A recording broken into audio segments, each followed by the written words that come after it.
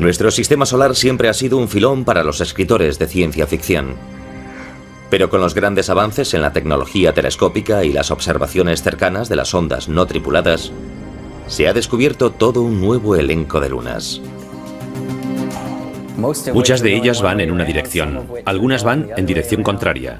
A diferente velocidad se van cruzando, las interiores se cruzan con las exteriores. Durante casi medio siglo se creyó que el sistema solar solo albergaba 32 lunas. Su tamaño iba desde el de la luna de Júpiter, Ganímedes, mayor que el planeta Mercurio, al de las pequeñas con forma de asteroide, como las lunas marcianas, Phobos y Deimos. Pero ese número quedó obsoleto. En el año 2007, los científicos anunciaron el descubrimiento de 20 nuevas lunas alrededor de Júpiter, una alrededor de Saturno y 3 alrededor de Neptuno. Lo que ocurrió es que los telescopios contaban con cámaras CCD. Se trata de cámaras digitales que hoy tiene casi todo el mundo. Es difícil que los astrónomos puedan fijar el número exacto de las lunas del sistema solar.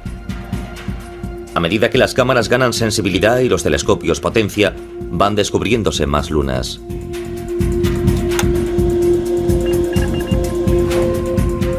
Las lunas se dividen en dos grupos. Las que, como nuestra luna, describen órbitas casi circulares sobre el ecuador de su planeta, se denominan lunas regulares. Mientras que nuestra luna se formó tras un impacto, todas las demás lunas regulares se fusionaron a partir de la masa gaseosa que rodeaba sus planetas anfitriones, un proceso denominado acreción. El ejemplo típico de lunas regulares serían las galileanas de Júpiter: Io, Europa, Ganímedes y Calisto. El mismo material que formará Júpiter también, pero más expandido. Pues bien, ese material se acumuló y formó las lunas. Las lunas que describen órbitas alargadas muy inclinadas respecto al ecuador de sus planetas se denominan lunas irregulares. La mayoría de ellas se mueven en órbitas retrógradas, en sentido contrario a la rotación de su planeta. Febe, la nueva luna descubierta alrededor de Saturno, es un ejemplo perfecto. Inició su vida celeste como viajera independiente alrededor del Sol, antes de que la capturase la mayor masa de Saturno. Regulares o irregulares, las lunas deben permanecer dentro del alcance gravitatorio de su planeta anfitrión. El límite de esas órbitas se conoce como esfera de Hill. Ese fenómeno debe su nombre a George William Hill, astrónomo estadounidense de mediados de la década de 1800. La esfera de Hill es la zona en torno a un planeta que se mueve con ese planeta, y dentro de ella la gravedad del planeta supera la gravedad del Sol. Las lunas de Marte, Deimos y Phobos, actúan de modo diferente dentro de la esfera de Hill. Si el planeta rota más rápido que la órbita de la Luna, como Deimos, las fuerzas de la marea entre ambas lo que harán será alejar cada vez más a Deimos. Phobos, por otra parte, orbita más rápido que la rotación de Marte. Estas pequeñas lunas las descubrió el astrónomo estadounidense Aspet Hall en 1877. Bautizó a Phobos en honor del dios griego del miedo y a Deimos por el dios del terror. Tom Duxbury participó en la misión Mariner 9, que fotografió por primera vez las dos lunas con forma de patata en noviembre de 1971. A altas horas de la noche de un día frío, lluvioso, oscuro y horrible, observé las imágenes, giré la foto de lado y me pareció como una calavera. Tenía un aspecto inquietante.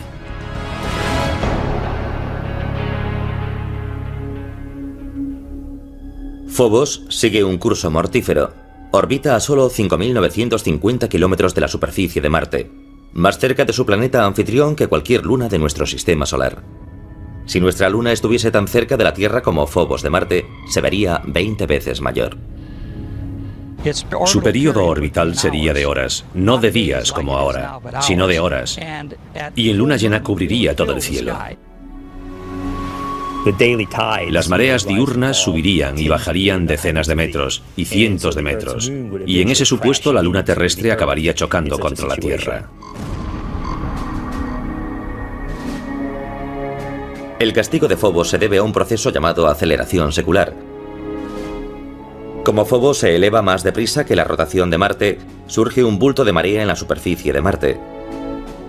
Durante el proceso, Marte atrae a Phobos más cerca de su superficie en cada órbita. La lucha entre Marte y Phobos es similar a la dinámica del sencillo juego de pelota Tetherball. Imaginemos que la pelota es la Luna, el poste es el planeta, y la cuerda entre el poste y la pelota es la atracción gravitatoria del planeta.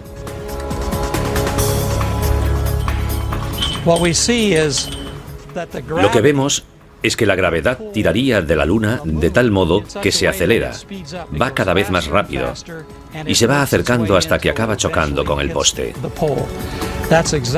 Eso es justo lo que le está pasando a Phobos. Orbita alrededor de Marte más rápido que la rotación de Marte. La atracción del planeta va acercando cada vez más a Phobos y acelerando más su órbita. En unos 50 millones de años suponemos que Phobos estará tan cerca que chocará contra Marte y desaparecerá como luna de ese planeta. Por otra parte, Deimos, la luna más alejada, va más despacio que la rotación de Marte, así que es como desenvolver la cuerda en sentido contrario. Lo que vemos es que Deimos se aleja cada vez más de Marte. Con el tiempo, Deimos se verá arrancada de la órbita de Marte por la gravedad del Sol, así que Marte acabará quedándose sin lunas.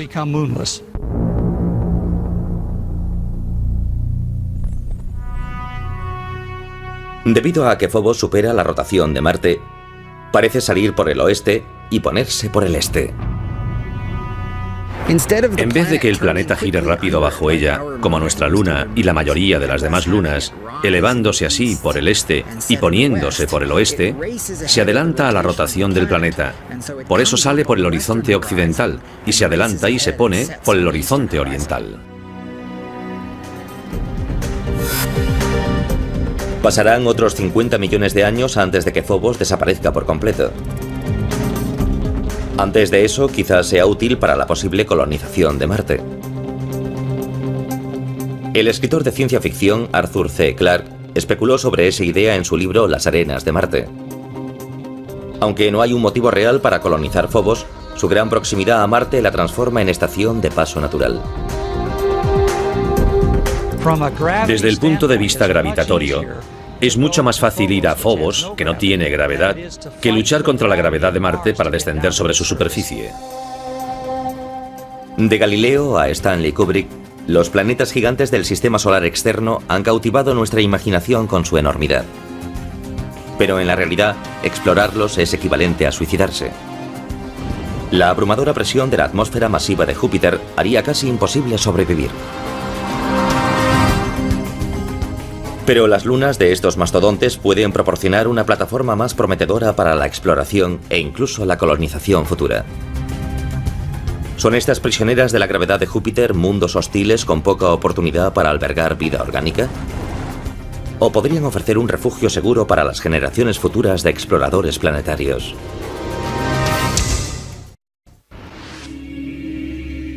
Hasta hace poco no se sabía mucho sobre las lunas de los gigantes de hielo y gas. La mayoría estaban ocultas por el brillo de sus planetas anfitriones.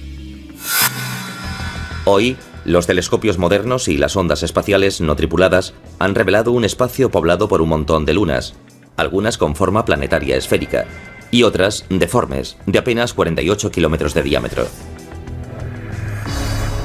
Júpiter, el planeta mayor del sistema solar, es un imán para las lunas.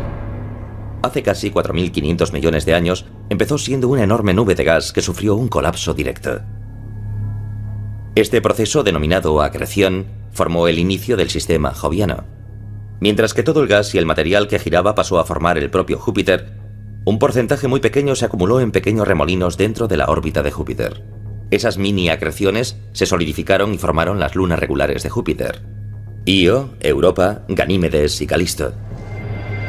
Cuando Júpiter se formó, su enorme gravedad empezó a añadir a su colección pequeños fragmentos restantes del nacimiento del sistema solar primigenio. Los planetas gigantes se formaron pronto, en un ambiente rico en gas, cuando había montones de pequeños desechos en el sistema solar que no había captado ninguna órbita. El número de las lunas de Júpiter va de 60 a más de 200, dependiendo de quién las cuente.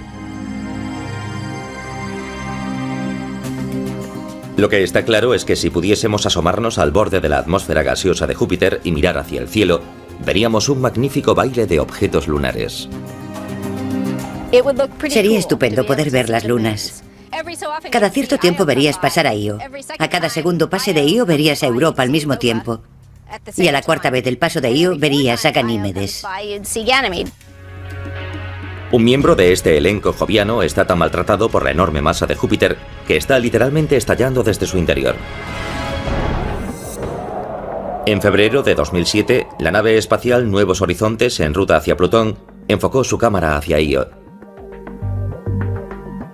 De tamaño similar a la luna terrestre, Io orbita a 423.000 kilómetros de la superficie de Júpiter. Lo que distingue a Io de las otras lunas de Júpiter es su vulcanismo espectacular. Las cámaras de la nave Nuevos Horizontes captaron imágenes detalladas de lava incandescente en diversos puntos de la superficie de Io. Una enorme masa de polvo de 321 kilómetros se elevaba de la superficie de la luna fundida. Io, como todas las lunas regulares de Júpiter, lleva el nombre de una amante del dios Júpiter de la mitología romana. Fue descubierta por Galileo en 1610. Fotografiada primero por la Pioneer 1 en 1974 y luego por la Voyager 1 en 1979, su actividad pulsante ha desconcertado e intrigado a los científicos durante décadas. De Io sale como 1 tonelada por segundo de material, cada segundo del día. Es una máquina fenomenal. Me encantaría ir a Io, aunque sería una aventura muy peligrosa, calurosa y sulfurosa. Io es demasiado pequeña para haber mantenido un núcleo fundido desde su formación. Algo que se desconoce tiene que ser el causante de su calentamiento. Todo el interior de Io puede estar fundido, porque se contrae mucho mientras orbita en torno a Júpiter. Este proceso se conoce como calentamiento de marea. La enorme gravedad de Júpiter provoca fricción en el núcleo de Io. Igual que un escultor amasa un trozo de barro, Júpiter está creando sin descanso su propia obra maestra. Si una luna se calienta por efecto de la gravedad, se vuelve maleable, puede estirarse como barro y deformarse debido a la gravedad del planeta anfitrión. La superficie de la luna está fría, se rompe como cuando tiras del barro, se rompe rápidamente, pero el interior, que está caliente, puede ablandarse, estirarse y moldearse por efecto de la gravedad del planeta. La mayoría de las lunas regulares tienen órbitas circulares. Para producir un calentamiento de marea, una luna debe tener una órbita más alargada, en la que la distancia hasta el planeta anfitrión cambia radicalmente durante un solo ciclo. El único modo de producir esas órbitas excéntricas es si interfiere en ella la gravedad de otra luna. Cuando una luna tiene una órbita excéntrica, una órbita no circular, se acerca y aleja a su planeta anfitrión. Al alejarse se contrae y se estira al acercarse. Io está en resonancia orbital con sus compañeras Europa y Ganímedes. Mientras que Io y Júpiter luchan por establecer una relación sincronizada, Europa y Ganímedes tiran de Io en direcciones opuestas. Júpiter tira también, y entonces Io se estira y contrae debido a ello. El calentamiento de marea de Io, al que se deben sus prodigiosos volcanes, tiene un efecto secundario adicional. Crea el mayor objeto estacionario visible del sistema solar. Una enorme nube de gas 500 veces mayor que Júpiter. En 1990, el profesor Michael Mentillo y su equipo de la Universidad de Boston descubrieron una gran nube de gas que abarcaba la enorme distancia entre un extremo de Júpiter y el otro. Fueron los primeros que fotografiaron toda la nebulosa, los que descubrieron su origen y el proceso que la hace crecer. Io es pequeña, así que no tiene mucha atmósfera, Pero sus volcanes proporcionan constantemente material que podría ser una atmósfera. Pero también podríamos preguntarnos por qué no tiene una atmósfera enorme si los volcanes llevan activos miles de años. Ello se debe a que el material se escapa. El gas clave es el sodio. Aunque solo constituye el 5% de los materiales expulsados por Io, los telescopios de la Tierra lo detectan fácilmente. El sodio emite un brillo anaranjado. De hecho, el sodio se usa mucho para iluminación vial en muchas ciudades del mundo. El sodio y las otras moléculas gaseosas son acribilladas por la luz solar y los electrones en el potente campo magnético de Júpiter. Electrones y protones se liberan de algunas de esas partículas y se ionizan. Ahora, en forma de plasma, esos iones emprenden un viaje debido a la potente magnetosfera de Júpiter. Su velocidad aumenta drásticamente por efecto del campo magnético. Es como si estuviesen montados en un tío vivo cósmico. Las líneas del campo magnético son esas barras, y de vez en cuando un átomo de sodio resulta captado junto con un electrón. Ahora estoy en el toro del plasma de Júpiter, junto con los otros iones y electrones que han sido captados previamente. Los iones y los electrones se recombinan. Los átomos neutros no se ven atrapados por el campo magnético y se desprenden a mucha mayor velocidad. Eso basta para que escapen de Júpiter, y así forman la mayor nube de gas visible y permanente del sistema solar. Si pudiésemos ver la nebulosa a simple vista, tendría el tamaño de 12 lunas en el cielo nocturno. Es tan enorme que para verla, Mendillo y su equipo crearon un telescopio especial. Para ver un objeto grande lo que necesitas es una lente pequeña, al igual que unos prismáticos te dan un amplio campo de visión. Incluso en 1991 el telescopio podía parecer rudimentario, pero tenía una cámara ultramoderna y por entonces revolucionaria. Una cámara digital. Puedes hacer lo que quieras con una foto codificada en números. Mendillo y su equipo sabían que en la nebulosa había sodio. Ese elemento también existe en la atmósfera de la Tierra. Lograron comparar fotos digitales de la atmósfera de Júpiter y de la Tierra y obtener una imagen de la nebulosa. Resultaría muy difícil hacerlo teniendo solo 2 fotos en papel, pero ahora que tenemos cámaras digitales ha cambiado el modo de procesar las imágenes. Aunque Io sería un destino científico y estético fascinante, su entorno hostil posiblemente descarte el viaje. Sería difícil incluso posar una sonda no tripulada entre las fisuras activas de Io. Pero hay otra luna en torno a Júpiter que quizás no solo permita su exploración, sino que tal vez posea formas de vida propia. Europa es uno de los objetos más fascinantes y enigmáticos de nuestro sistema solar. No se parece a ningún lugar del sistema solar, y desde luego tampoco se parece a la Tierra. La superficie presenta grietas, hay zonas con formas, hay otras caóticas, y parece que hay icebergs en algunos sectores. Sabemos que Europa es una luna extraterrestre. ¿Podría albergar también formas de vida extraterrestres? Europa orbita a 643.000 kilómetros de la superficie de Júpiter, más o menos el doble de distancia que Io. E igual que su prima volcánica, también se ve moldeada por mareas gravitatorias. Júpiter ejerce el mayor efecto. Su masa, como un enamorado insistente, tira de la reacia luna hacia su superficie. Europa se resiste con su propia gravedad y forman una especie de simbiosis a cientos de miles de kilómetros del gigante gaseoso. Pero no es solo Júpiter quien tira de Europa. La pequeña Io y su prima mayor Ganímedes tiran de Europa en direcciones distintas. Es la misma resonancia orbital que produce un efecto tan espectacular en Io. Con todo, el resultado es bien diferente en Europa. La superficie de Europa está fría, a 288 grados centígrados bajo cero en algunas zonas. Sin embargo, hay calor. Y lo que se eleva hasta la superficie de Europa es también lo que hace tan atractiva esta luna: el agua.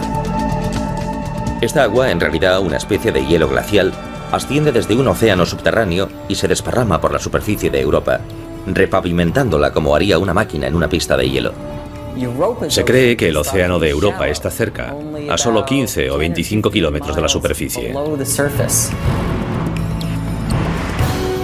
El agua fue el origen de la vida en la Tierra.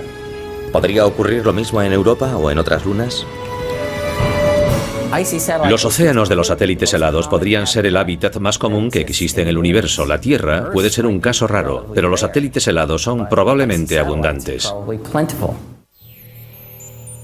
En febrero de 2007, la nave Nuevos Horizontes, en ruta hacia Plutón y los rincones más distantes del sistema solar, logró pasar bastante cerca de Europa y enviar imágenes sorprendentes. Visible solo cuando el Sol sale o se pone detrás de Europa, hay formaciones geológicas enormes que se han apodado como círculos de las cosechas. Son muy grandes. Si intentásemos recorrer uno de los círculos, habría que entrar suavemente y descender hasta un punto a varios cientos de metros bajo la superficie, y luego elevarse para después salir. El parecido de los círculos de Europa con las misteriosas figuras aparecidas en los campos terrestres termina cuando se tiene en cuenta su tamaño. Cada uno mide de 3.000 a 4.500 kilómetros de diámetro. Son muy poco profundos y uniformes para ser cráteres de impactos. Los asteroides y cometas tienen diversos tamaños y formas. Los círculos de Europa son muy similares geológicamente. Aunque no se ha demostrado nada, parece que la gran masa de Júpiter quizás vuelva a ser la causante. Se sostiene la hipótesis de que la cobertura de hielo que rodea Europa no está sujeta al núcleo de la Luna, sino que flota sobre la superficie del océano subterráneo, como un iceberg esférico. La región polar tal vez fuese moldeada por Júpiter y luego, a lo largo de cientos de miles de años, se vio arrastrada hacia el ecuador. Esto forma una línea de pequeñas depresiones circulares que baja desde la región polar hasta el ecuador. Si la corteza helada de Europa tiene una estructura similar a los icebergs de la Tierra, la mayor parte de ella estaría bajo la superficie del océano. Esto debe tenerse muy en cuenta para la exploración futura. Debajo tiene que haber una cantidad de hielo 8 o 9 veces superior para que existan esos rasgos topográficos de tanta envergadura. La teoría del iceberg entierra la creencia de que el océano subterráneo de Europa solo está cubierto por una fina corteza. La topografía por radar y la inspección ultravioleta resultarán aún más importantes antes de enviar naves hasta la superficie de Europa. Los exploradores futuros tendrán que buscar puntos calientes y lugares donde ese océano misterioso haya aflorado a la superficie, y desde allí buscar un modo de llegar a él. Esos exploradores quizás prefieran, no obstante, instalar una base de operaciones en Ganímedes, la mayor luna de Júpiter. Al igual que Phobos podría servir como estación de paso para la exploración de Marte, Ganímedes podría serlo para explorar el entorno joviano. Mayor que el planeta Mercurio, su gravedad es la más similar a la terrestre de todas las lunas de Júpiter. Y aunque está en resonancia orbital con Io y Europa, está lo bastante alejada de Júpiter para verse menos afectada por las implacables mareas del gigante gaseoso. En Ganímedes se puede aterrizar en un cráter grande e instalar una estación protegida, a salvo de las partículas cargadas del entorno joviano, y crear un lugar seguro para estudiar no solo la propia Ganímedes, su campo magnético, su interior y su geología, sino todo el entorno de Júpiter.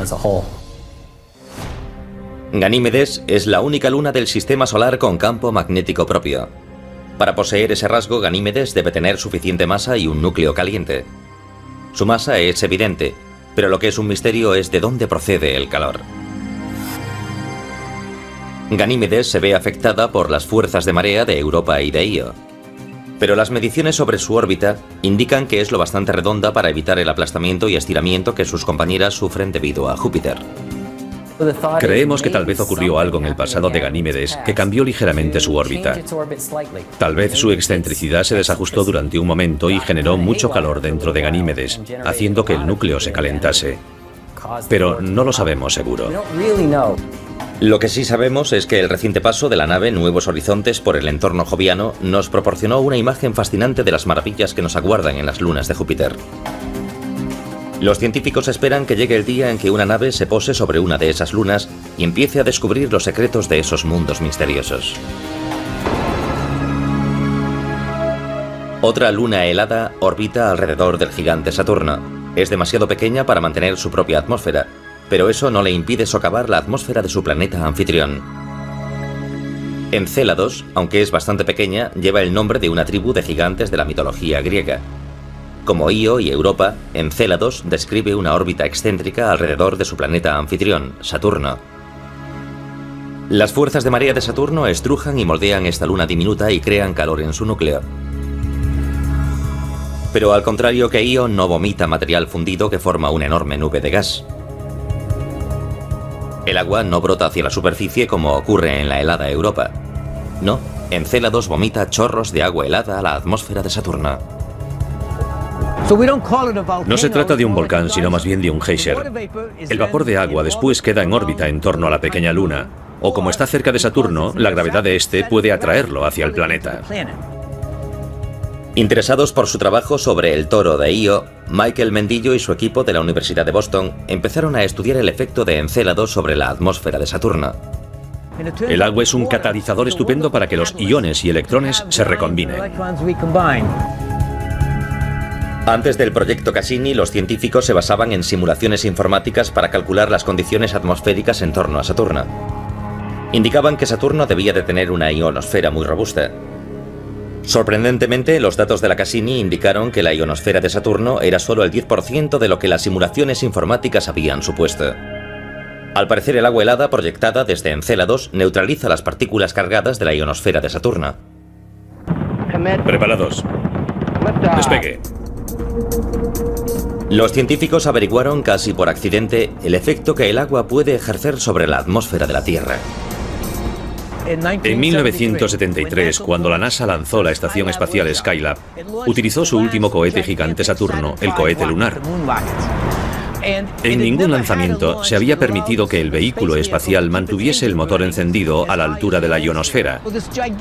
Pero esta vez el motor gigante siguió encendido y arrojó una tonelada de vapor de agua por segundo a la ionosfera, y la ionosfera casi desapareció ese día.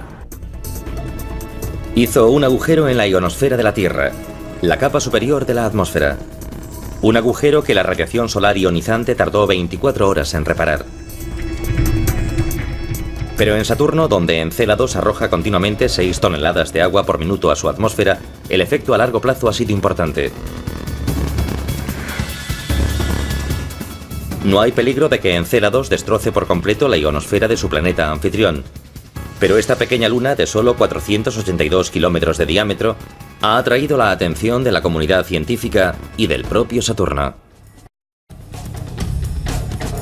Mientras preparamos ondas para ir a Phobos y Europa y estudiamos los datos de Encélados e Io, todo un elenco de nuevas lunas ha aparecido literalmente en escena.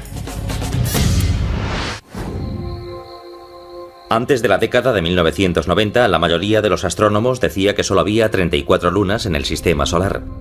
La mayor parte eran lunas regulares como la nuestra, cuerpos esféricos que orbitaban en torno a un planeta en la misma dirección que éste rotaba. Pero un puñado de esos satélites son lo que se conoce como lunas irregulares.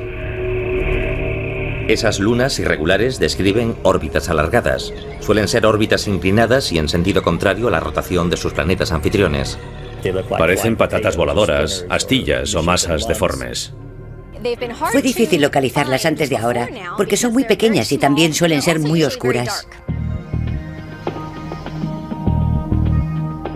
La llegada de la fotografía digital y el uso de lentes sensibles a la luz cambiaron el terreno lunar en menos de una década.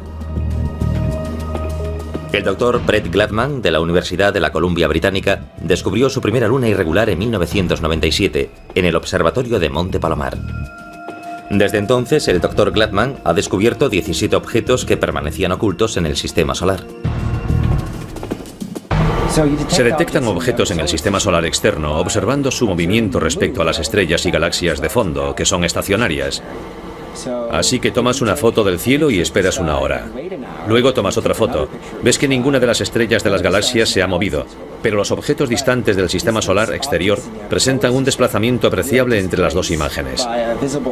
De modo que comparándolas, puedes ver, como tenemos aquí, un objeto en movimiento. El objeto podría ser un cometa o un asteroide, o si orbita alrededor de un planeta de modo retrógrado, una nueva luna irregular. Otra diferencia importante entre las lunas regulares y sus compañeras irregulares. Las lunas irregulares son capturadas. Es decir, que se formaron de modo independiente de su planeta anfitrión, y con probabilidad fueron parte de los desechos que en un principio formaron nuestro sistema solar. Febe, la mayor luna irregular en torno a Saturno, es un ejemplo típico. Febe orbita a Saturno desde muy lejos. Tiene una órbita muy elíptica e inclinada. Orbita en sentido retrógrado. Las imágenes de la Voyager indican que esto podría ser un asteroide, así que se pensó que quizás sería un asteroide capturado. Ahora sabemos, gracias a la Cassini, que es un cuerpo muy rico en agua helada. Y eso descarta el cinturón de asteroides. Puede que Febe proceda del cinturón de Kuiper, situado en las zonas más lejanas del sistema solar. Se cree que el cinturón de Kuiper son los restos que quedaron tras la formación del sistema solar. Circula alrededor del Sol, más allá de la órbita de Plutón. No obstante, otra teoría sostiene algo bien distinto. Es mucho más probable que Febe se formase en una órbita independiente alrededor del Sol y que luego quedase capturada en una órbita alrededor de Saturno, mientras que la mayoría de los demás objetos que se formaron cerca de Saturno fueron o bien formados por Saturno o expulsados del sistema solar. Febe estaría entonces formada por los desechos planetarios que flotaban en torno a Saturno en el momento de su nacimiento, y posiblemente esté hecha de un material distinto al de algunas de las lunas irregulares de Júpiter. Si es así, los astrogeólogos quizás puedan distinguir y comparar los ingredientes que formaron esos dos gigantes gaseosos.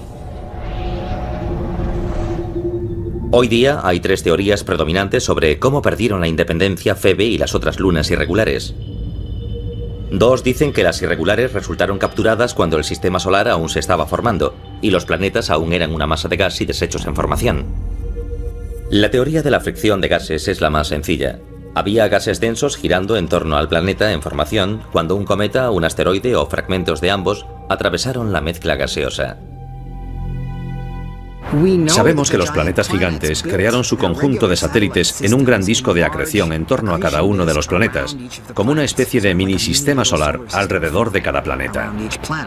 Y el gas y el polvo que había en ese disco también pudieron servir en las zonas alejadas como fuente de fricción, y así los planetesimales de paso formados independientemente se ven frenados levemente y capturados en la órbita. La segunda teoría es en realidad una variación de la primera, a veces se denomina como teoría del tirón.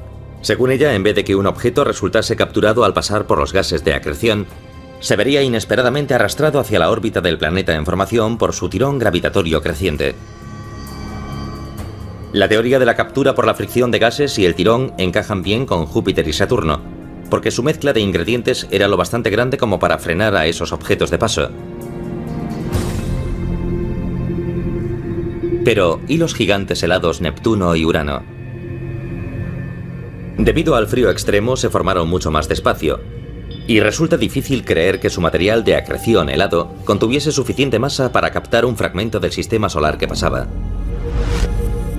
Con todo, los dos gigantes helados tienen lunas irregulares propias, y así surge una tercera teoría, la de la interacción de tres cuerpos. Descubrimos que muchos de los objetos son en realidad más de un objeto. Suelen ser dos objetos, y a menudo se debe a que ambos son más o menos del mismo tamaño en una relación binaria. En vez de ser un gran objeto con otro pequeño que orbite a su alrededor, son dos objetos de más o menos el mismo tamaño que siguen una órbita común entre ambos, llamada baricentro. Un par binario se da cuando dos objetos del mismo tamaño están bien unidos al baricentro para impedir que un tercer objeto mayor los separe. Pero cuando un elemento del par binario es mucho mayor que el otro, el tercer objeto, más grande, tiene más posibilidades de separarlos. El más pequeño tendrá una órbita mucho mayor que se aleja más. Esto lleva al objeto pequeño lo bastante cerca del planeta para resultar capturado, mientras que su compañero acaba lanzado fuera a una órbita independiente. Hay una luna que no se ajusta a ninguna clasificación. Tritón orbita a Neptuno en sentido retrógrado, al contrario que la rotación de Neptuno. Eso la clasificaría como luna irregular, pero es esférica y orbita cerca del ecuador, describiendo una circunferencia casi perfecta, los rasgos típicos de una luna regular.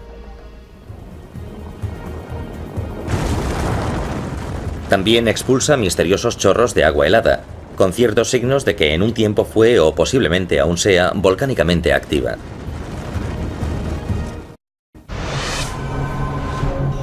Antes de que la Voyager 2 partiese rumbo al sistema solar externo, la luna de Neptuno llamada Tritón se creía una bola de roca geológicamente muerta, de tamaño parecido a nuestra luna. Cuando la Voyager envió fotos que revelaron un mundo con montañas, fallas, fisuras, signos de movimiento tectónico y también una atmósfera sorprendentemente densa, los científicos se quedaron atónitos. Los fenómenos geológicos que suelen asociarse a planetas mucho más calientes y grandes podrían estar dándose en una luna helada algo menor que la nuestra. La Voyager no detectó volcanes activos en 1989. Sin embargo, como la luna de Saturno, Encélados, surgían géiseres periódicamente de la superficie del planeta. Lo que más asombra de Tritón no es solo que se den en él procesos geológicos únicos, sino el hecho de que ocurran aunque Tritón sea una luna irregular. La mayoría de las lunas grandes del sistema solar son satélites regulares, con la excepción importante de Tritón, la mayor luna de Neptuno, que orbita a contramano. Así que se cree que Tritón es un objeto capturado. Una luna capturada que actúa como una regular. ¿Cómo pudo un objeto del tamaño de Tritón aminorar el paso para no atravesar la atmósfera de Neptuno ni chocar directamente con el planeta helado?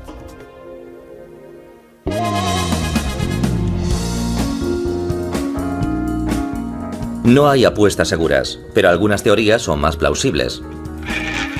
Al igual que los que juegan a la ruleta, Tritón y Neptuno apostaron y confiaron en la suerte. Por favor, hagan sus apuestas. En la ruleta hay varios modos de apostar. Cada uno tiene diferentes riesgos.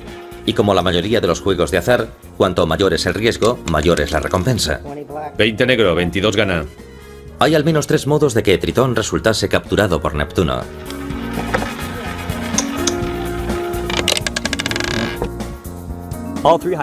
Todas esas hipótesis son físicamente posibles, pero la primera, la de la fricción de gases, es la menos probable, porque el periodo de tiempo que Neptuno tuvo un disco de gas y polvo que podría haber capturado a un prototritón fue muy corto, así que la oportunidad fue muy pequeña, más o menos como apostar al cero verde en la ruleta.